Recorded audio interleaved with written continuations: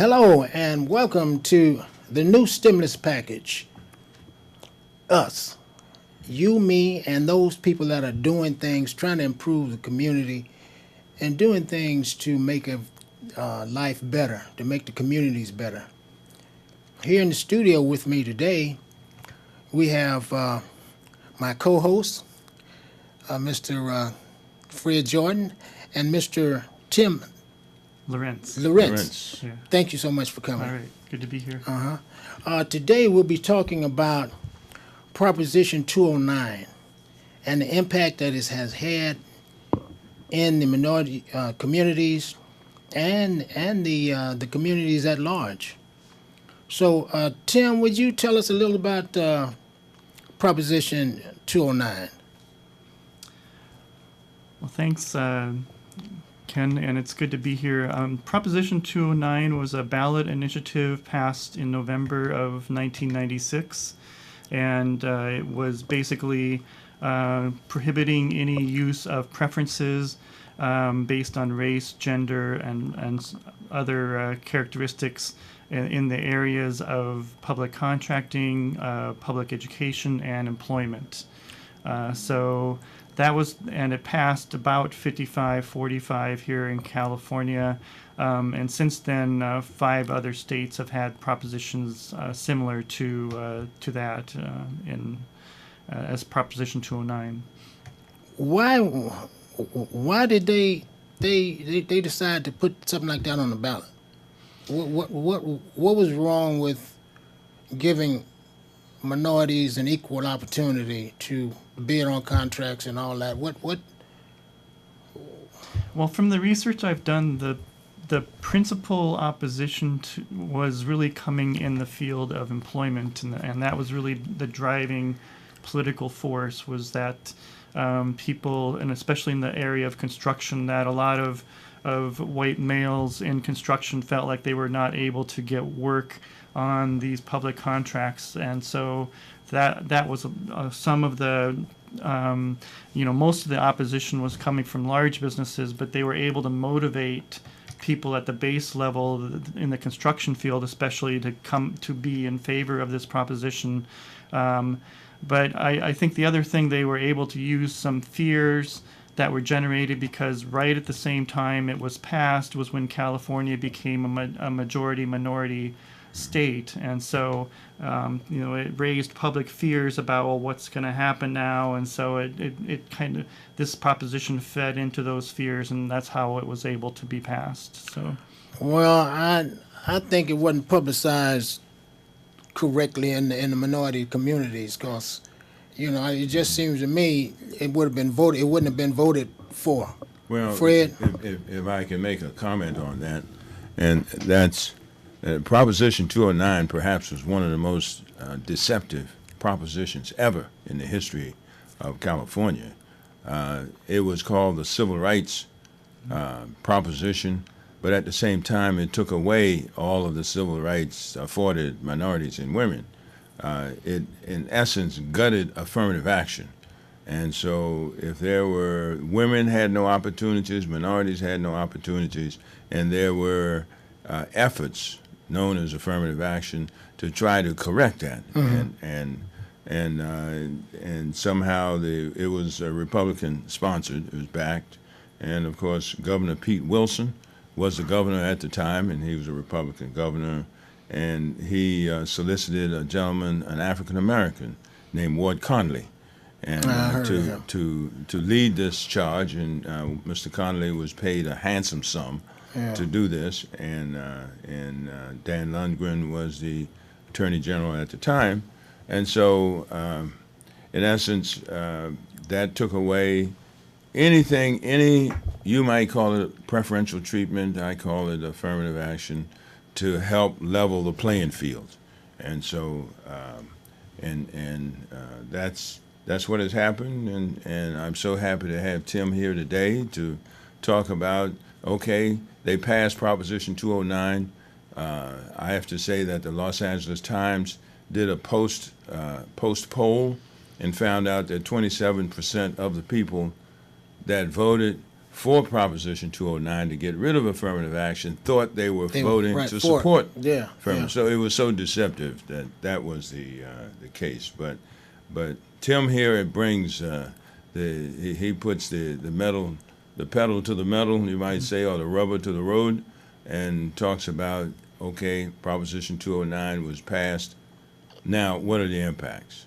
And that's one of the reasons why we're here today, ladies and gentlemen, to talk about the impacts of Proposition 209, perhaps the most devastating ballot measure that I've known in my time. But I'll leave that to Tim. So, So Tim, can you tell us what did you find examining the lost contracts, dollars, the businesses and the enterprises that were lost due to Proposition 209? Yes, so I undertook a study is on behalf of the Equal Justice Society, which is a Bay Area civil rights organization. And I went back into all of the really old records of the state and various cities, and to try to really come up with a dollar amount of how much, in terms of contract dollars, were lost to minority and women business enterprises. And what we came up with was about between $1 and $1.1 billion Gee whiz. each year. That's not just the one time. That's each year. Each year. Each year, over $1 billion that was lost because of Proposition 209, and that's really only from 4 places, and there's probably a few more that we weren't able to count. But for those 4 places, it totaled over $1 billion in today's dollars. And then you have to look at the impact that it's had in the different communities, the minority communities where you have, contractors, small contractors and for them and women's organizations and businesses, and to lose all of that money, I mean, that's a big impact, in the different cities, so. Right. And the state of Maryland has done a study that shows the positive impact of its affirmative action program on all of the different cities, like Baltimore and so on. And so the opposite, like you're saying, is true too. If you take away those programs, all of that income that would be going into those cities right. is just It's gone, gone. and It's it's gone. going to other places which are outside of the central city areas. So. Yeah. So, is there anything that can be done about this? I mean, since it was a deceiving in the first place to get people to vote for it, isn't that against the law? I mean, is it just like the banks with this predatory lending? They've been found. Some of them been found guilty. A lot of them been found guilty, and have had to come up with millions of dollars. The same with this. Now, is it possible that this could be some kind of lawsuit? well, to be? we've tried to challenge that. When Eva Patterson was the president of the Lawyers Committee for Civil Rights, we filed a lawsuit against the state. We filed a lawsuit against the Secretary of State, I believe, that determines the wording of the proposition, and we challenged that officially, and we lost. Nowhere in that whole ballot measure does it mention affirmative action, but it was all about the getting rid of affirmative action. But it was never mentioned, not one word about affirmative action, and so we challenged that, and somehow we lost. It was unbelievable. It's incredible. So it's and what can we do? I'm sure Tim would agree. In my opinion, we have to repeal, and if we, in the meantime, we have to take certain actions to counter the lack of opportunity. I mean, the city of San Francisco, instead of using MBE like what that is now, they use LBE. And in order to be an LBE, local business enterprise, So they can't use minority business enterprise or women minority WBE women business enterprise. So they use local business enterprise, but they keep the size down. They make the size smaller, and a lot of the requirements are the requirements to be an MBE, to be a minority business, and those University of California. Tim, I don't want to take away from your impacts, but circling back around to this, University of California has been quite aggressive to it. The agencies have not. The agencies, the state agencies like Caltrans, like the Department of General Services, they've been doing something. Then there are other agencies that totally ignore. They just go down the line, say, I now have the license to discriminate and exclude, like the Department of Water Resources and many of the agencies. If they were called upon to actually reveal their use of minority and women businesses, it would be atrocious. I mean, it's. I mean, even Caltrans fell at one time. They were down to like 2 or 3%. You know, and it's 55% minority in this state. 55. That's not even counting the women. Just so, but anyway, Tim, maybe you can. That $1 billion is significant. Were there some specific areas that felt the impacts more than anything else, like construction or Well, in terms of industry, construction is probably the biggest, of all, and related industries like architecture and engineering too were suffered. And then I think there's also just, basically, I mean, because every single state agency had a affirmative action program. So Department of Corrections, Department of Health, Department of Education. So you have anyone who's a contractor and providing services, whether it's supplies or services to those departments, really was impacted. So it impacted every single industry, I would say, but construction and construction related was probably the biggest impact. So. See, it just seems to me that the mayors of different cities shouldn't have went for this, because it takes employment away from the city itself. It takes, if you're not hiring the people who live in your city, and you're hiring these big contractors who come in from out of town to do the work, then they taking the money out of town with them.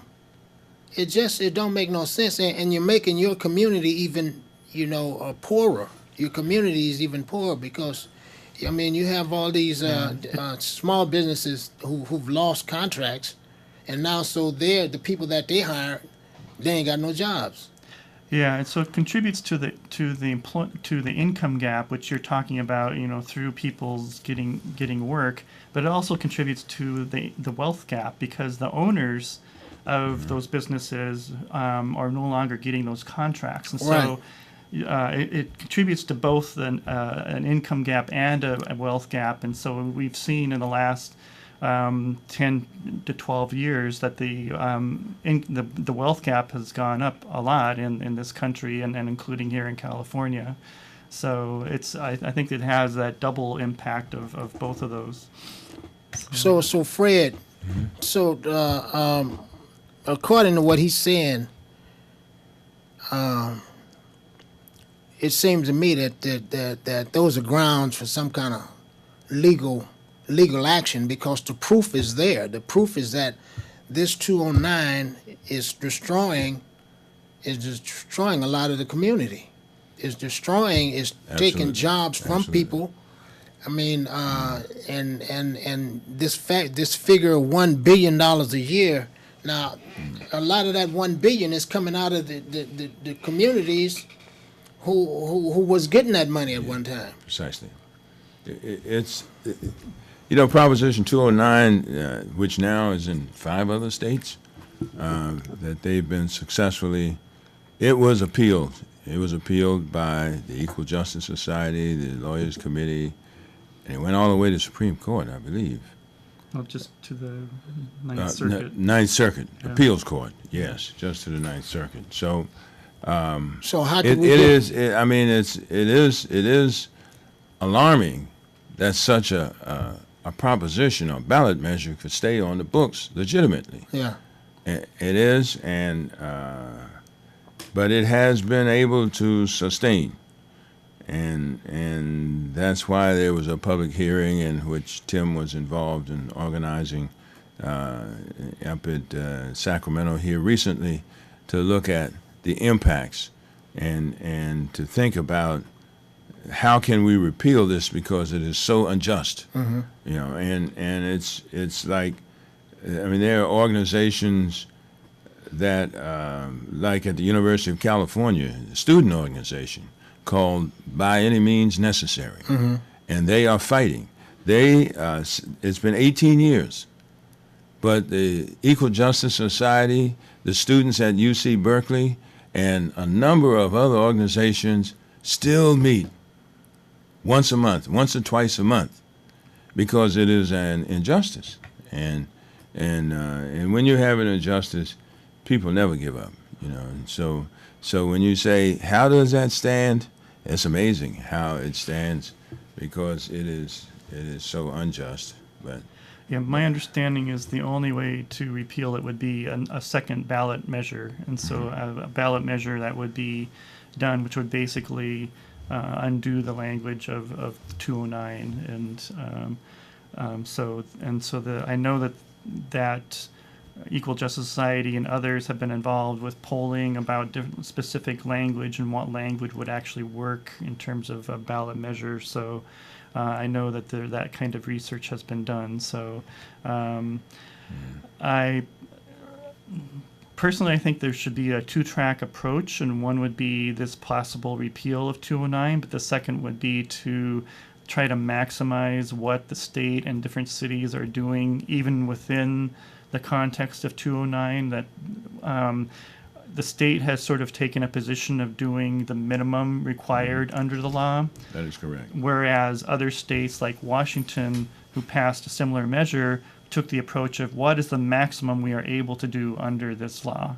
And there's actually a pretty big distance between the minimum and the maximum, and so I'm really hoping that lawmakers and public officials here in California will look at the state of Washington, look at the King County, and look at the city of Seattle, because all three are really examples for what can be done under Proposition 209, and it's pretty amazing what they're doing, and they really give us an example? What are they doing? well, just at the state of Washington, they will actually have cabinet level meetings where the governor is sitting down with all of the cabinet members, and they're discussing what are your supplier diversity rates in your department. What percentage of contracts are minority and women-owned businesses getting within your department? And you went down 5% this year. What's wrong? Oh, wow. And That's so there's great. that back and forth, and Yeah. if it actually goes on their performance record, their performance review. If they're doing bad on their supplier diversity numbers, that's one thing that could contribute to them not getting a second term as in their position. So that's just one example of what happens in Washington. So What has the lawmakers said about this? The different Congress people or people in the lawmakers up in Sacramento. Have you had any conversations with? a little bit. I mean, it's hard to sort of get their attention in general on this issue, and I think it's hard for California to look somewhere else, like to Washington State, to as an example. So I think it's a little bit hard to convince them to take a look at what's going on up there. So I haven't had much response. I took a delegation there, but it was no one at the state level in terms of legislators. I had invited several of them to go with, but unfortunately they were not able to make that trip up to Washington. Why would you say that the San Francisco wouldn't look at Washington State. I mean the city. Well, I think I was more talking about the state level. I think San Francisco as a city actually would have no problem looking at Washington or Seattle as an example. So, and I actually took someone from the city of San Francisco on the trip up to Olympia and Seattle. So the cities of San Francisco, Los Angeles, and San Diego participated on that trip. So what was the outcome? In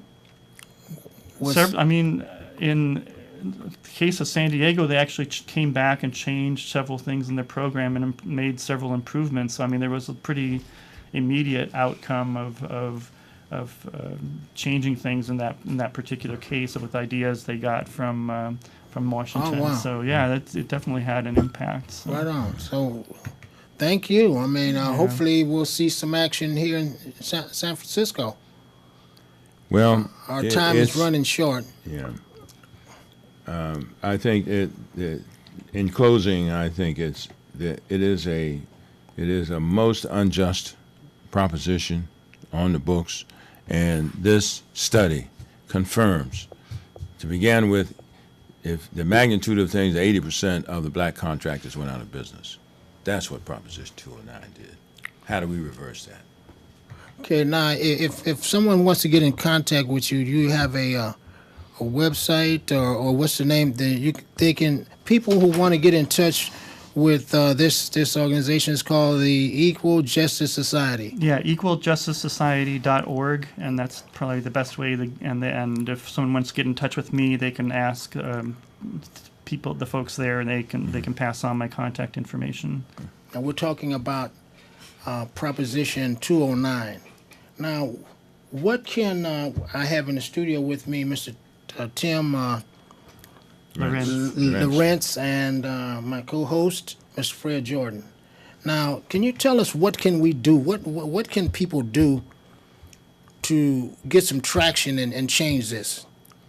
You mentioned a ballot a measure, or is it something else we could do, like go down to the mayor's office and demand he do something, or demand supervisors get on their job, or what would you suggest, since this is your business law? I think even just a few letters or phone calls to elected officials could really make a big impact, because I'm sure this is an issue they get no response, no contact on generally. So I think even getting 5 or 10 letters or phone calls into the city council or to the state senate or state assembly could really make that a big impact. Or even going to speak, and saying, well, look, we heard that just here in San Francisco that minority women-owned firms are losing $200 million every year in lost contracts. Wow. We want you to do something about that. Mm-hmm. And just having a short statement like that in the public comment section of the city council meeting, I think, could really have a big impact. So. Okay, well, people, you heard that. How you can help is to write letters, call your representatives, and make your voices heard, because if we don't, it's up to us. It's up to each person to do something. Our communities are suffering. We have capable people of getting these jobs, but if the job ain't there because they didn't give it to somebody else that already got so much going on that they really can't, they shouldn't take all these jobs from the people who are qualified to have the jobs. Fred, you want to say anything? Back me up on that. Well, there's no question the impacts go across the lines far beyond the minority and the women businesses involved, which make up the fabric of our state. There's no question about that. And so many people have forgotten about Proposition 209, but the impacts remain. Yes. And these agencies are not doing any better. Employment has survived. The education, where at the University of California Law School, it dropped from, I don't know, 128 or something down to 1 in 1997, 1 year after the passage. The law school, the students, enrolled students, the entering students, went from some big number. I think it was about 128, and it dropped to 1. To 1. Yes, because the admissions Yeah. were and that's so that is, and that's probably the reason why a lot of minority people are leaving the state. A lot of African Americans leaving the state. It's only about 6-7% African American now. So Proposition 209 is here. We must do something about it. And Tim, I'm so pleased that you were able to get away, because your study documents that the impacts are enormous. And $1 billion out of the communities, like you say, A year. Tim, is a year. Is what does that do to our communities? What does that? If you're looking at South City, or South Los Angeles, or East Oakland, or Hunters Point area here in San Francisco, or Vallejo, or whatever. What does that do to the people? Sacramento, and San Diego, or whatever. What does that do to some of the ethnic communities? And so that's part of our prosperity, and we cannot let it stand. And this is just another step to correct that injustice, no question. Let me just add that this makes me think of the resolution that you wrote up, that for every $1 million that the city spent, that they would train an unskilled person in CAD. Now, all the money the city is spending on all this construction, and that resolution has been forgotten about. And the same thing with this. They're just depriving people, and I can't understand why. If you want a crime-free city, give the people the jobs that are on the books. Give the people the chance to make the money so they can live, and have things that everybody else has. So our time is ran short again. So folks, we really want to thank you for tuning in. And once again, if you want to get in touch with the Equal Justice Society, go to equaljusticesociety.org, and the phone number is, just a moment, that phone number, well, you can easily look it up on the internet. Just go on the internet. And it's in San Francisco. Yes, it's in San Francisco. Just type in Equal Justice Society. Thank you very much for tuning in, and have a great evening. Good night.